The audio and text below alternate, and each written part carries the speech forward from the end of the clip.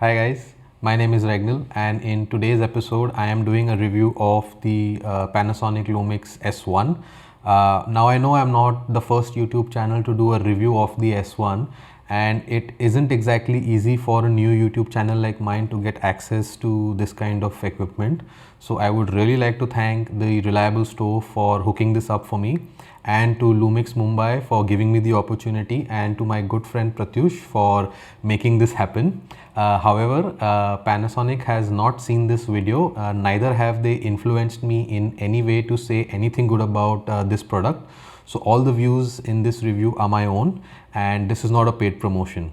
So with that out of the way, let's get this review started. Launched in early 2019, the Lumix S1 is Panasonic's first full-frame mirrorless camera along with their new L mount. Sporting a 24 megapixel CMOS sensor powered by the Venus engine, it's got dual card slots, which is one SD, UHS 2 and one XQD card slot. It's got crazy video specs, 422 10-bit internal in 4K at 30, 25 and 24 FPS. High speed mode of 4K 60 FPS, and in full HD you can go up to 180 FPS. Full size HDMI port, 5.7 million dot OLED EVF, 5-axis dual image stabilizer giving 5.5 stops in body stabilization and 6 stops with an image stabilized lens, and all this is in a camera that was launched 2 years ago. If tanks had grips, they would probably look like this. I can see Panasonic have taken the design cue for this camera from the Leica SL2, and it is a very edgy design indeed. Now I must be honest, I did not expect this camera to be so big. It's almost the size of a DSLR, if you still remember those. Whenever a camera company launches a new mount, be it Sony, Nikon or Canon, or in this case Panasonic, it comes with a whole new lens design and a whole new lens lineup. So Panasonic have two kind of lenses in their lineup. They have the S line lenses that have the white badge, and they have the S Pro lenses that have the red badge. So the S Pro would be an equivalent of the L series or a GM series of lenses. Along with the S1, I had the 24-105 from Panasonic, a really good lens, a very useful focal range, and this is one of their lenses that has the IS inbuilt. So this lens along with the in-body stabilization of the camera gives you 6 stops of image stabilization, and honestly you can really see that when you are shooting. It is just mind-blowing. Again, a fairly straightforward lens. It has your lock button over here that locks the lens at 24 mil, your AF MF switch, and your stabilizing on and off. A nice touch is this lens is even weather sealed, so it comes with a rubber gasket and a 77 millimeter front thread, and I must say it does everything that it says on the box, and it does it really well. It's a useful range, as almost all 24-105s are. It is quick to focus and the bokeh is surprisingly good. At the time of launching the S1 along with the S1R, Panasonic had your basic lenses covered. While launching this camera, they launched the 24-105 f4 lens. There is also a 50 f1.4 lens, which is their S Pro line. They also launched the 1635 f4 along with the 7200 f4, and later on they added the 2470 f2.8 and the 7200 f2.8. Recently Panasonic announced their 24, 35, 50 and 85 f1.8 lenses. I believe the 85-18 would be available in India by the end of November if it isn't already. So all in all, I feel that their lens lineup is shaping up really well, and not to mention the L mount alliance along with Leica and Sigma, and I am really waiting to test out some of the amazing Sigma primes with this camera. Now menu has become a hot topic of discussion these past few years, and with many things you might either love it or you might hate it. On the S1, I did find the user interface well thought out and easy to navigate. Luckily they didn't complicate things by having menus in sub menus and sub menus, or having weird proprietary names that us mere mortals couldn't decipher. So that is something that they've done really well. One thing that I do like that, once you select the video mode over here, it only shows you the video menu, and certain options that are available in video can be accessed, opposed to when you're in photo mode. Certain options, for example, if you come to the video mode and if you go to your picture profiles, the HLG profile gets activated once you're in the video mode, but if you're in the photo mode, the HLG profile doesn't show up. That is a really nice touch. Also, once you're in the video mode, you can access the high speed function, which actually makes a lot of sense. Another thing that I really like is that the movie mode is right next to the manual mode on the top dial over here. That is something I feel that's very clever, and Panasonic, really thank you for doing this. It makes our life much more easier. Video is where the S1 really shines, and Panasonic have gone all out here.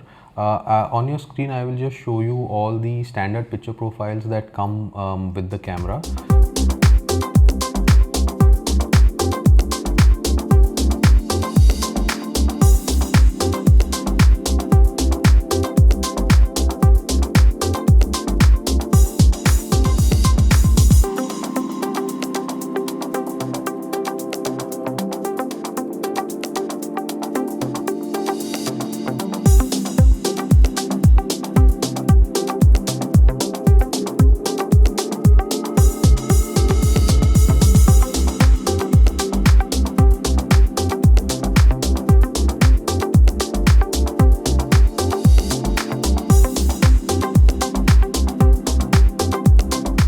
One feature that I was pleasantly surprised with the S1 is that once you're in the video mode and you select your picture profile, as you can see here, it gives you the option to change your contrast, highlight, shadow, saturation, etc. And you do not have to dive into the menu, make the adjustment, and then come back and see what has happened. So this is a really neat feature what they've done. I think this will really help you if you are in a pinch where you are at a shoot where you need to submit the footage immediately and there is no time or budget to edit or color grade the footage. So this is a really neat feature indeed, and I really loved it. You can choose your different recording formats such as AV, CHT, MP4 and MOV. If you want to shoot in 8-bit, you can select the MP4 setting and get 4K 24p all the way up to 60p, and in Full HD from 25p to 60p. Once you change the setting to MOV, you get access to all the 10-bit goodness. At this price point, I am really not complaining. And for those who would like to access ProRes with the S1, all you have to do is connect an external recorder like the Atomos Ninja V, and you can get ProRes out of this. I have some test footage for you guys to check out. I'll put the Google Drive link in the description below. Here I would like to hand over the video to my very good friend Asad, who is a food and product photographer. I had given him the S1 for a few days to try out and work on some of his projects, and let's take a look at what he did and what his thoughts were on this. I am again a DSLR user. I have a DSLR which is 3 years old, so you can imagine the amount of video options that I get is only this much. And now when I switch to S1, there is a whole plethora of options that you get in terms of 8-bit and 10-bit and 50 FPS and 4K and long GOP and HLG options and whatnot. So when you actually sit down to grade that footage, you'll see the amount of color that you can actually see in the 10-bit footage is like mind-blowing at that point. Video that you will see right now on the screen, this is something that I've shot at home using one light setup, something that I was cooking at home. It has been shot in the vlog mode.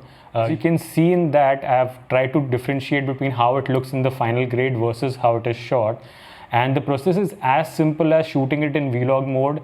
I just happened to find the VariCam LUT that's available on Panasonic's website and download one of their LUT packs and just drop that LUT on the footage and little bit of curves adjustment, and the footage looks brilliant, I think. So another feature that I really like and that is unique to the S1, I think, is the time-lapse animation. I think for me, as a person who's doing a lot of social media work, I find these kind of requests a lot from clients where they want to do stop motion animation. The video that you're going to see on the screen is something that I just experimented using cookies and a hand that is going to grab the cookie. So all you need to do in that mode is just ready your frame, and once you click the first frame, what it does is it creates a ghost or kind of an overlay for you, a reference point you can say, for you to place or do the next move for your animation. So once you click that, again it uses a second image to be as a ghost or an overlay for the third reference point, third shot that you're going to do, and so on and so forth. So in this one, I think I've done roughly about 75 to 60 frames. So every time you do one click, it will provide you with a reference to do the next stop. So I think as an animation or as an animator or as a creative person, it really helps you because you can see what is going to happen in the next step or what was actually happening in the previous step. A noteworthy feature of the S1 is dual native ISO. Now this feature gets activated once you select the vlog profile in your picture profiles, and here is a short clip of the dual native ISO in action. So once you switch your camera to vlog, you will notice that your base ISO starts at 640 rather than the 100 ISO when you're in the other profiles, and this has a dual native ISO at 640 and at 4000 ISO. Now, in short, dual native ISO feature is extremely useful when shooting at night or in less favorable conditions.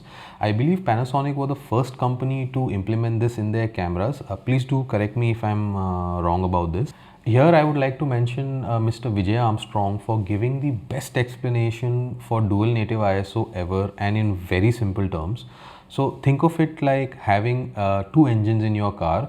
One engine is for your lower speeds, which in this case would be ISO 640, and your second engine kicks in once you go into sports mode over here, which is ISO 4000. So I think this is a very simple way to understand what dual native ISO does, and having this feature in their entry level S1 is really something. The S1 has all the different autofocus modes one would expect a mirrorless camera to have. So you have the usual face, eye and body detect, your tracking, all area autofocus, zone vertical and horizontal,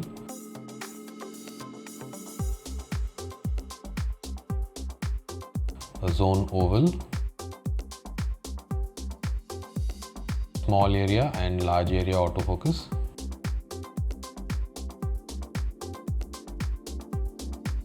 Here is a compilation of few clips that I shot just to see how good the autofocus of the S1 is in various conditions. I am currently set to continuous autofocus and the center point is selected. My settings are on screen as you can see.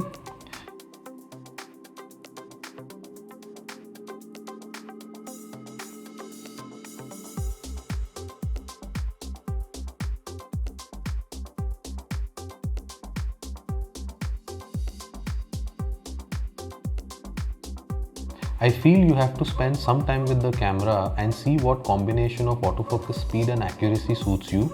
As with any new equipment, you really need to give it some time and configure it to how you like it. One thing I felt here was that they have gone for autofocus accuracy versus autofocus speed. Hence, they chose to go with contrast-based autofocus rather than phase detect. Whether they are headed in the right direction or not, that only time will tell. But I can very confidently say after trying it out in varied conditions, it's not far behind the competition.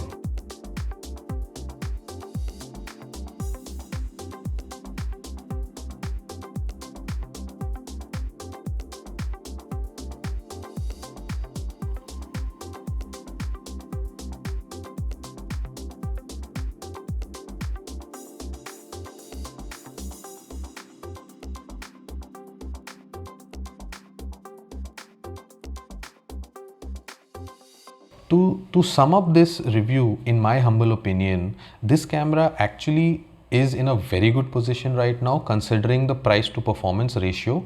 I feel it falls perfectly between the entry level mirrorless cameras from other brands offering you 4K 8-bit and flagship cameras offering you 4K, 120 and 10 bit. I wouldn't say that this levels the playing field, but you do have an option that is kind of middle ground and giving you best of both worlds. Also, the lens lineup is getting better and better with more primes and zooms being announced. Fantastic lenses from Sigma in the native mount, which is a huge plus point since they joined the L mount alliance, which gives them access to the algorithms to make, get the autofocus much better for the S1, S1R, S1H and the newly announced S5. I honestly believe that Panasonic is just a firmware update away from really nailing their autofocus for video. And for those who would like to take their video production to the next level or explore color grading a bit more, will definitely appreciate working with the 10-bit files. That was my take on the Lumix S1. Do let me know in the comments what you guys think, and what more reviews you guys would like to see me do on this channel. And I hope you guys have a wonderful day, and I'll see you in the next one. Bye bye.